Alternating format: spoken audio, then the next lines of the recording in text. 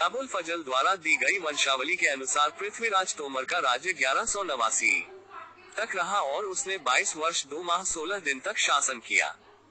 इसके विपरीत इंद्रप्रस्थ प्रबंध का लेखक उसे 24 वर्ष 3 माह 6 दिन 17 घड़ी शासन करना बतलाता है।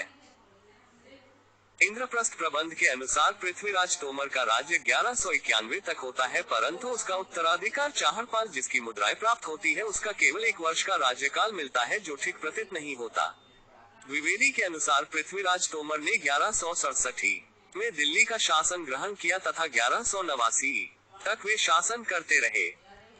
पृथ्वीराज तोमर की मुद्राएं प्राप्त होती है, जिनके एक ओर भाले सहित अश्वारोही के साथ पृथ्वीराज देव और दूसरी तरफ नंदी के ऊपर असावरी सामंत देव लिखा प्राप्त होता है। इसका उल्लेख ढक्कर फेरू की द्रव्य परीक्षा और कनिंगम ने भी किया है। ये तो सर्वविदित है कि मदनपाल के पश्चात दिल्ली के राजा पृथ्वीराज तोमर थे, जो कि अजमेर के राजा सोमेश्वर और पृथ्वीराज चौहान के समकालीन थे। पृथ्वीराज के राज्यारोहण के समय शाकम्भरी पर उसका भांजा अपरगांगेय शासन कर रहा था।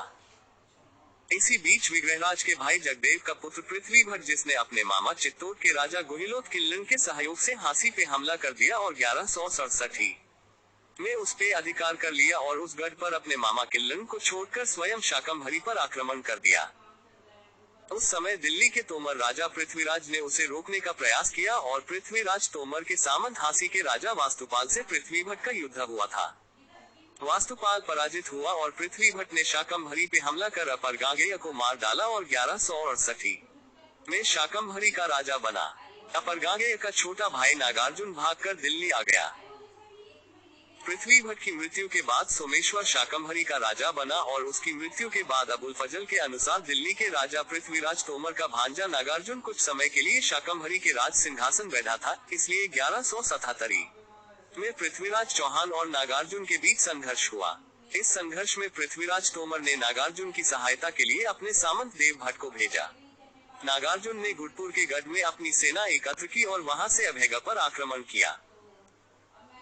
राय पिथौरा की माता कर्पूरी देवी के नेतृत्व में भुवनेश्वल्ला और कैमास सहित चौहान सेना ने गुडपुर गुड़गांव को घेर लिया और नागार्जुन किसी तरह बचकर दिल्ली भाग गए और तोमर सामंत देवभट्ट और उसके समस्त सैनिक युद्ध में मारे गए। सन 1189 में पृथ्वीराज तोमर की मृत्यु हो गई।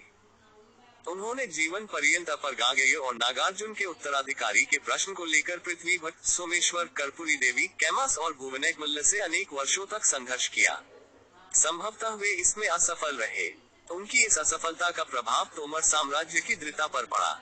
इससे पूर्व 1177 के पश्चात उत्तर पश्चिम भारत विशृंखल राजाओं का संघ रह गया था, जो दिल्ली के तोमर राजा को अपना मुखिया मानता था।